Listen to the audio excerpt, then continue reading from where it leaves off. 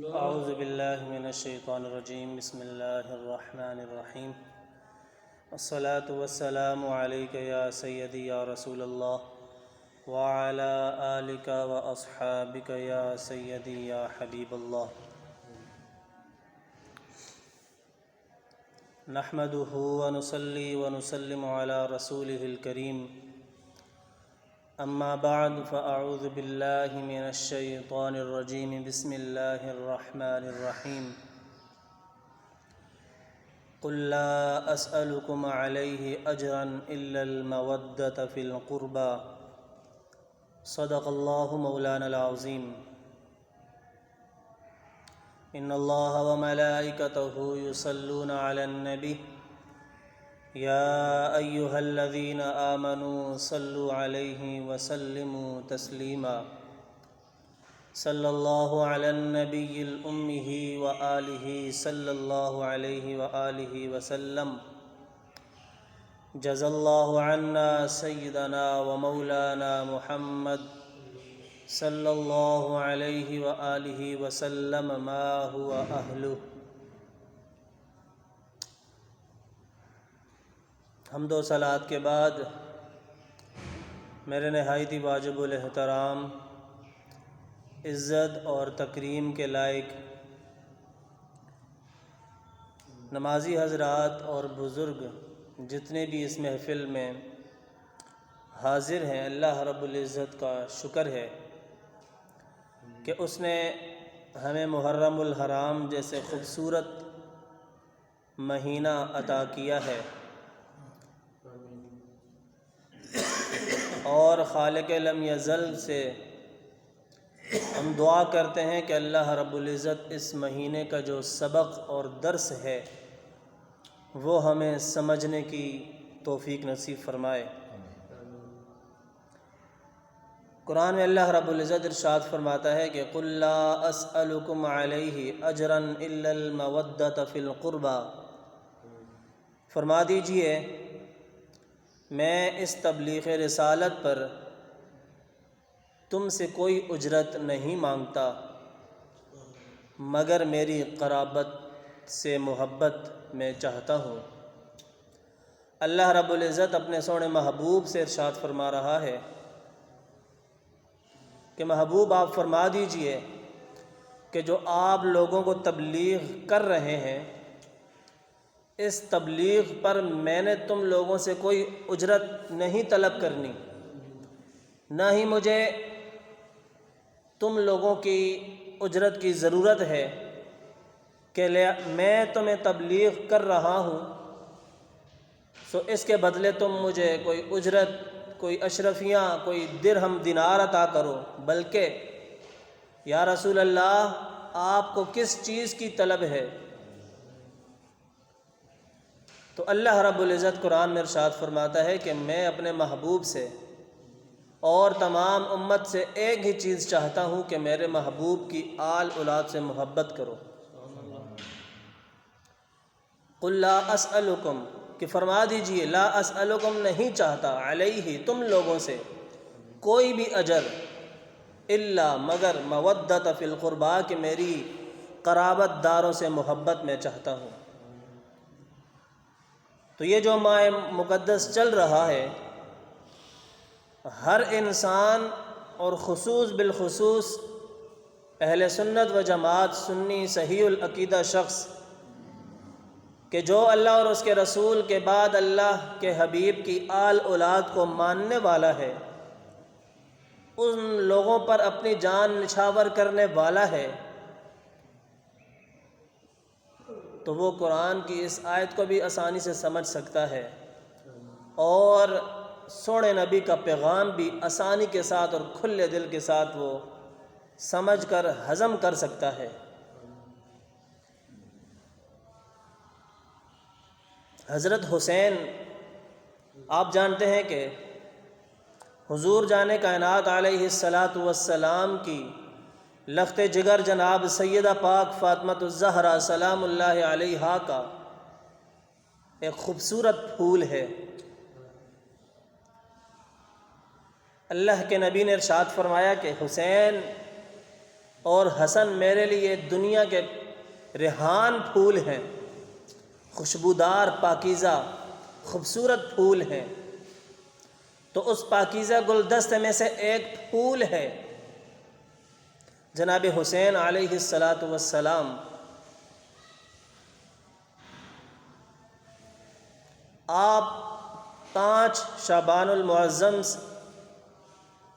4 ہجری کو پیدا ہوتے ہیں۔ دنیا میں یہ شاید ہی آپ میں سے کسی بندے نے دیکھا ہو، سنا ہو کہ کوئی بچہ 6 ماہ کی مدت میں پیدا ہوا ہو۔ درحال ہے کہ شریعت اور طبی حوالے سے یہ بات ظاہر ہوئی ہے کہ حمل کی کم سے کم مدت 6 ماہ ہوتی ہے، اب وہ جانوروں میں ہو یا پھر انسانوں میں۔ لیکن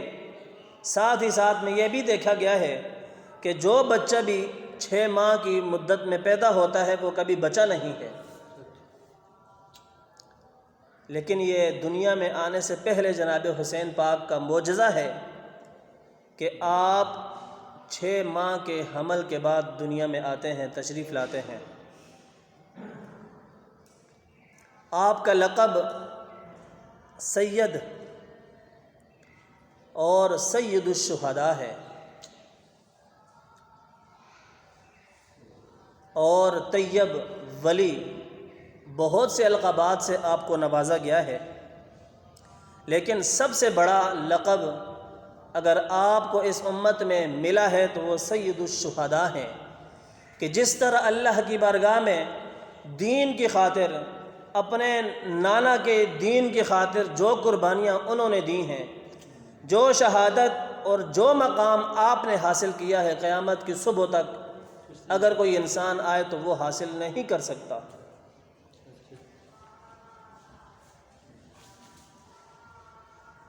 آپ کی کنیت ابو عبداللہ ہے۔ یہ میں آپ کو جناب حسین پاک کا تھوڑا سا تعارف کروا رہا ہوں کہ آپ اگر کسی گلی محلے کے کسی بھی جگہ پر اگر کسی شخص سے جناب حسین پاک علیہ السلام کا کوئی تذکرہ، کوئی ذکر سنتے ہیں تو آپ کو کم از کم اتنا تو معلوم ہو کہ میرے نبی کا نواسہ پیدا کب ہوا ہے، اور میرے نبی کا نواسہ کتنی مدت میں پیدا ہوا، حمل کی کتنی مدت تھی، آپ کا لقب کیا تھا، آپ کی کنیت کیا تھی، آپ کو سید الشہداء کیوں کہتے ہیں، آیا کہ آپ نے یزید کے ہاتھ میں اپنا ہاتھ کیوں نہیں دیا۔ آج اس زمانے میں کسی بھی سوشل میڈیا والے سے تعلق رکھنے والی کوئی بھی پارٹی ہو یا کوئی بھی سیاست سے تعلق رکھنے والی پارٹی ہو تو ہم اس کو ووٹ دے کر اس کو منتخب کرتے ہیں، اور پہلے کا جو معاشر نظام تھا، کسی بھی انسان کو حکومت پر لانا ہوتا تو وہ لوگوں سے ہاتھ میں ہاتھ لے کر بیعت لیا کرتا تھا کہ جی ہاں میں فلاں شخص کو اپنا حاکم مانتا ہوں۔ تو جناب حسین پاک نے اس بدبخت اور لعنتی شخص کے ہاتھ میں اپنا ہاتھ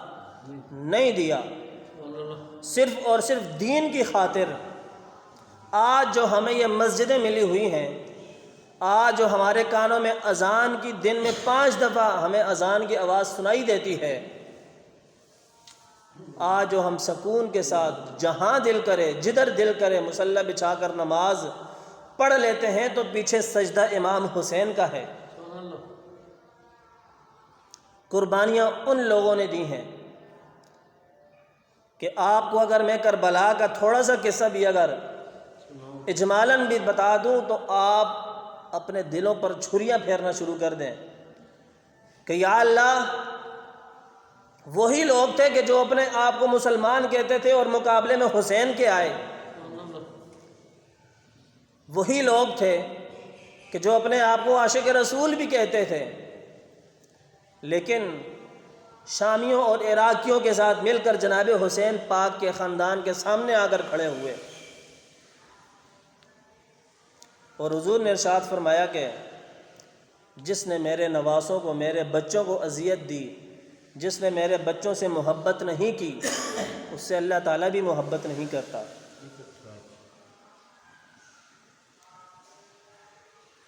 جناب حسین پاک کا انداز اور ان کا رہن سہن کیا تھا؟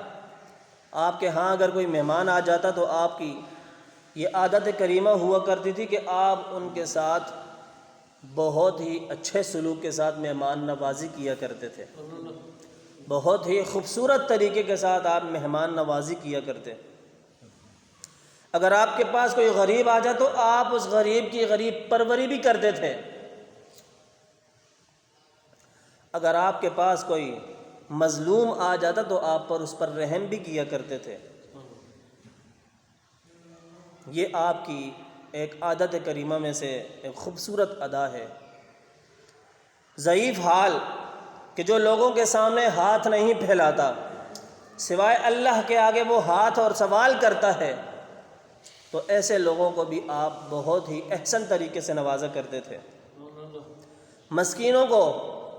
کہ جو اس دنیا میں مسکین اگر کوئی ہو جائے تو لوگ اس کو مذاق کی نظر سے، طعنے کی نظر سے دیکھتے اور بلاتے ہیں، آپ ان کے ساتھ بھی بڑے شفیق طریقے سے پیش آتے تھے۔ حاجت مند اگر آپ کے پاس آ جاتا تو آپ کی یہ عادت ہی نہیں تھی، بلکہ خاندان رسول کی یہ عادت ہی نہیں ہے کہ آپ کے در پر، آپ کے دروازے پر کوئی سائل آئے، مانگنے کے لیے آئے، کوئی سوال کر دے اور بغیر دیے آپ اس کو لٹا دو۔ ایسا ہو ہی نہیں سکتا۔ حقیقی معنوں میں اگر کوئی سید اور اولاد علی ہے، اولاد نبی ہے، تو اس کی یہ شان ہی نہیں کہ وہ بغیر کچھ دیے اس کو لٹا دے۔ ایک بوڑھیا آپ کی خدمت میں حاضر ہو جاتی ہیں۔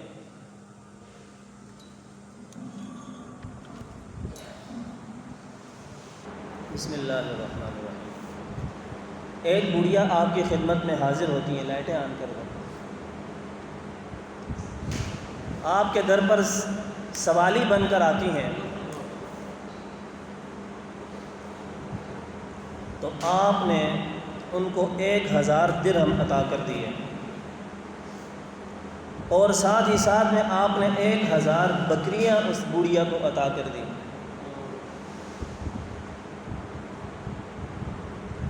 تو یہ امام حسین اور اولاد علی اور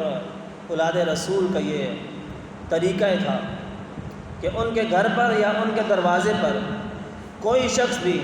سائل بن کر آ جاتا تھا تو آپ نے ان کو کبھی بھی خالی ہاتھ نہیں موڑا۔ پھر ایک دفعہ ایک سائل آپ کے گھر پر آیا، کچھ شعر و شاعری کرنے کے بعد جلدی کے معاملے میں وہ واپس جانے لگا۔ جناب حسین کو پتہ چل گیا تو جناب حسین نے اس کو بلا کر اپنے پاس بلایا اور آپ نے اس کو 10,000 درہم عطا فرما دیے۔ سائل بن کر آیا تھا، سنا تھا کہ امام حسین اولاد علی اور اولاد نبی ہے، کہ اس کے دروازے پر اور اس کے در پر اگر کوئی چلا جائے تو اس کو خالی ہاتھ نہیں موڑتا، تو آپ نے اس کو 10,000 درہم عطا فرما دیے۔ اور ساتھ میں جناب حسین نے یہ ارشاد فرمایا کہ تو اگر جلدی نہ کرتا تو شاید میں اس سے بھی زیادہ تمہیں کچھ عطا کر دیتا۔ بہرحال آپ کی ایک لونڈی تھی،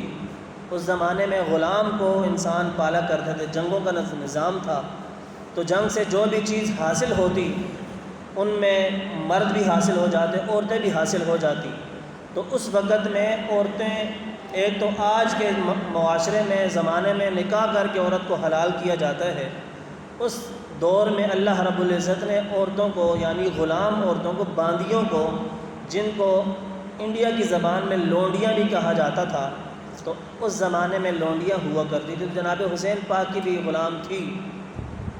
اگر کوئی اس سے ہم بستری کرنا چاہتا تو وہ بھی اس کے ساتھ جائز ہوتی تھی۔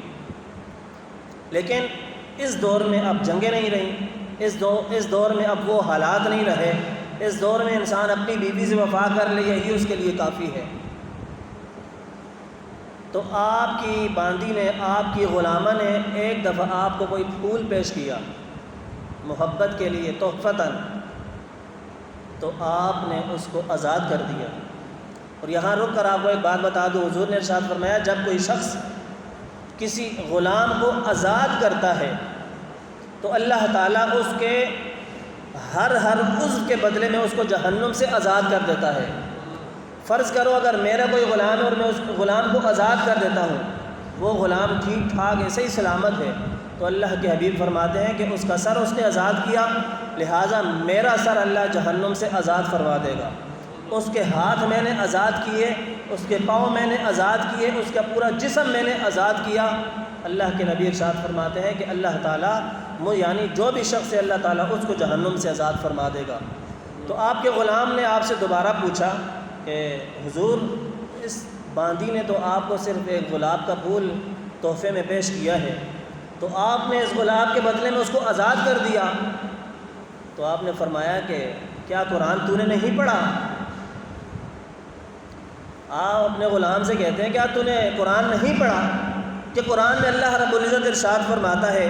وَإِذَا حُيِّيتُم بِتَحِيَّةٍ فَحَيُّوا بِأَحْسَنَ مِنْهَا، کہ جو تمہیں کوئی کسی الفاظ سے سلام کرے تو تم اس کو اچھے الفاظوں کے ساتھ سلام کرو۔ تو اللہ کا حبیب اور ان کی اولاد کا طریقہ کار تو یہ تھا کہ ایک پھول بھی اگر کوئی دے کسی کو تو ان کو بھی نواز کر رکھ دیں۔ تو یہ مہینہ یہ بات ہمیں صاف طور پر سکھاتا ہے کہ جناب حسین نے تپتی ریت پر بھی قرآن اور نماز کو نہیں چھوڑا۔ جب جناب حسین کے سامنے ان کے بھتیجے ان کے بیٹے ان کے غلام جب وقفے سے شہید ہوتے جا رہے ہیں، جب آخر میں باری آتی ہے جناب حسین پاک کی ہاتھ میں مولا مشکل کشا کی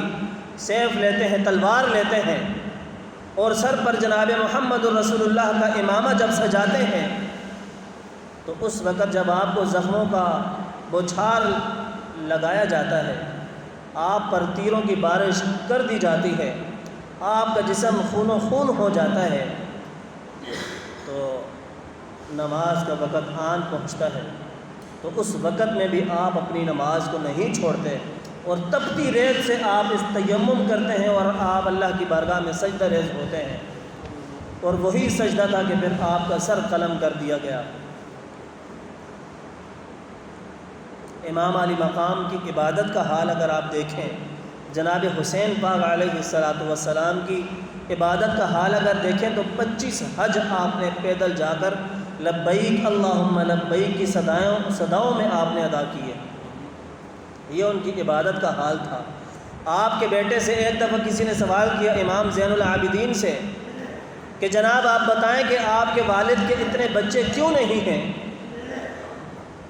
تو امام زین العابدین نے آگے سے فرمایا اس شخص کو کہ میرے ابا جان دن اور رات میں اللہ رب العزت کی بارگاہ میں ہزار رکعت نماز ادا کرتے تھے، تو ان کو اتنی فرصت ہی نہیں تھی کہ وہ عورتوں کے قریب ہوں۔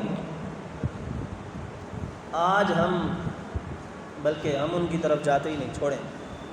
ہم نے صرف جناب امام حسین علیہ السلام کی سیرت کو پڑھنا ہے۔ ان کی عبادت کا حال کیا تھا؟ آپ کے بیٹے جناب زین العابدین آپ بتاتے ہیں، ارشاد فرماتے ہیں کہ میرے ابا جان دن اور رات کو ہزار رکعت نماز پڑھتے تھے، تو ان کے پاس اتنا ٹائم ہی نہیں ہوتا تھا کہ وہ عورتوں کے قریب جاتے۔ بہرحال جناب حسین پاک کے بارے میں پیارے آقا کا کیا فرمان ہے؟ ہاتھ اٹھا کر آپ نے جناب حسین کے بارے میں یہ ارشاد فرمایا کہ یا اللہ میں اس حسین اپنے بیٹے سے محبت کرتا ہوں، اس حسین سے جو بھی محبت کرے تو بھی اس سے محبت کر، اور جو اس حسین سے نفرت کرے بغض رکھے دل میں، اس سے میں بھی بغض رکھتا ہوں، تو بھی اس سے بغض رکھ۔ پھر ایک موقع پر ارشاد فرمایا حضور ارشاد فرماتے ہیں کہ حسین مجھ سے ہے اور میں حسین سے ہوں۔ آج تک آپ لوگوں نے صرف اور صرف کربلا سنا ہے، لیکن کربلا کے بعد کیا ہوا، یزید کی فوجوں نے کربلا کے بعد کیا کیا، یہ بھی میں آپ کے سامنے انشاءاللہ رکھوں گا۔ ان میں سے کچھ باتیں آپ یہ ذہن نشین کر لیں کہ جناب حسن پاک کا بیٹا قاسم بن حسن رضی اللہ تعالیٰ عنہ، آپ جب کربلا کی جنگ میں شہید ہونے کے لیے نہیں بلکہ شام کی فوجوں کو واصل جہنم کرنے کے لیے جاتے ہیں، 3 دن سے پیاسا شخص، آپ جب اپنے ہاتھ میں تلوار اٹھاتے ہیں تو 19 لوگوں کو ایک ہی دفعہ شہید کر کے واپس آ جاتے ہیں۔ عمر کتنی ہے؟ صرف 16 سال کی عمر ہے آپ کی۔ گھوڑے پر جب وہ سوار ہوتے ہیں تو 19 لوگوں کو ایک ہی دفعہ میں سر قلم، ایک کا سر اڑا، دوسرے کا اڑا، تیسرے کا اڑا۔ تو جناب حسین پاک کی بہن جناب زینب پاک علیہ السلام آپ فرماتی ہیں کہ میں اپنے بھائی کے بیٹے کو دیکھ رہی ہوں کہ وہ کس قدر یزیدیوں کی فوجوں کو تباہ و برباد کر رہا ہے۔ پھر یزید کی فوجیوں میں سے ایک فوج نے بولا کہ یہ علی کا نواسہ ہے، اس کے اوپر ایک ایک کر نہ جاؤ، یہ علی کا نواسہ ہے، اس کے اوپر ایک ایک کر کے نہ جاؤ، یہ سب کو ختم کر دے گا۔ ہے کتنا؟ 16 سال کا، بلکہ اس کے اوپر اکٹھے جاؤ تاکہ ہم اس کو گھیر سکیں۔ پھر آپ فرماتے ہیں کہ ایک تیر آپ کی گردن میں آ کر پھنس گیا، جس کی وجہ سے جناب زینب پاک فرماتی ہیں کہ میں پردے کی آڑ سے دیکھ رہی تھی کہ میرے بھائی کا بیٹا گھوڑے سے گر گیا۔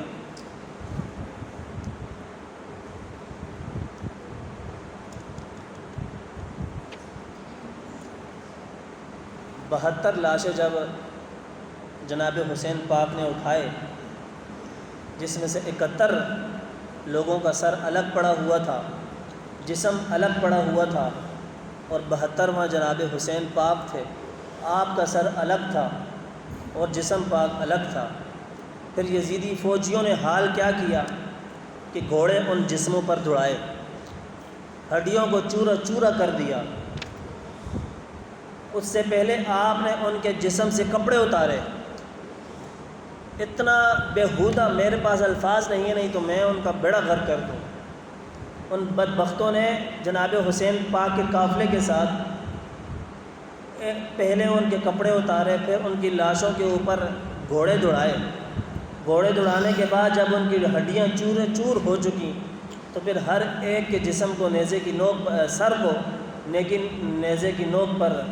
چڑھا کر تو آپ یزید کے دربار کی طرف لے جاتے ہیں۔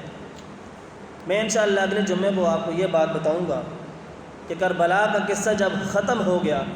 جب 72 لاشیں گر چکے،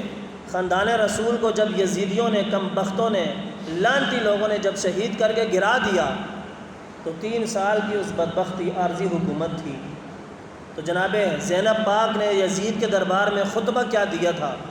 انشاءاللہ میں وہ بھی آپ کی خدمت میں رکھوں گا، اور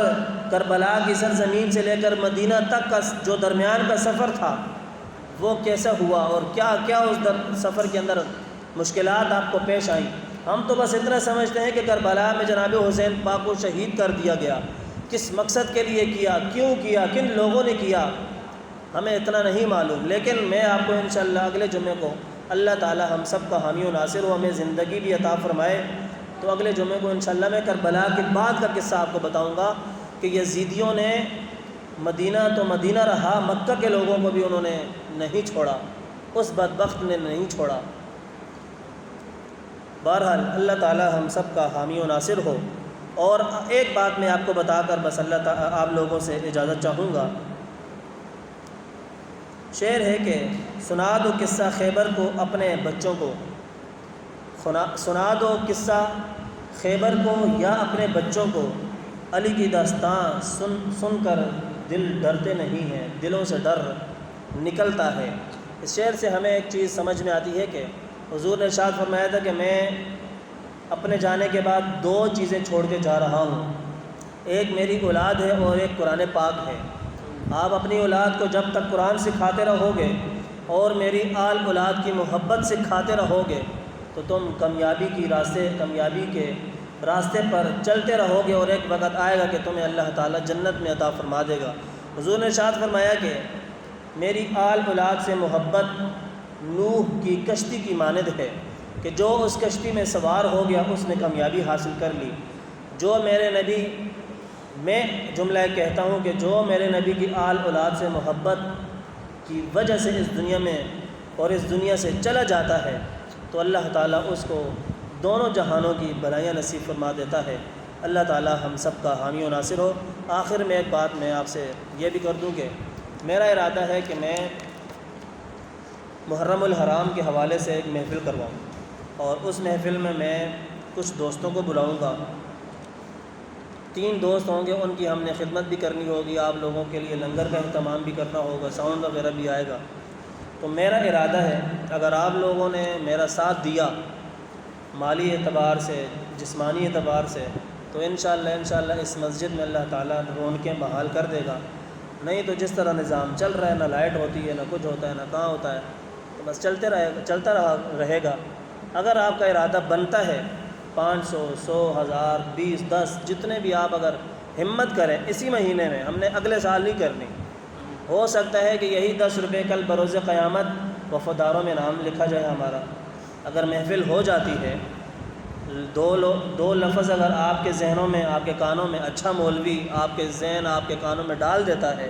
اور آپ اس پر عمل کر لیتے ہیں، تو میں سمجھتا ہوں یہ ہمارے لیے گھاٹے کا سودا نہیں بلکہ کامیابی کا سودا ہے۔ اب آپ لوگوں تک ہے کہ آپ کتنی ہمت کرتے ہیں اس محفل کو چمکانے کے لیے۔ اگر ہو جاتی ہے تو بسم اللہ، نہیں تو نہ صحیح۔ اللہ حافظ۔ اللہ تعالی ہم سب کا حامی و ناصر ہو۔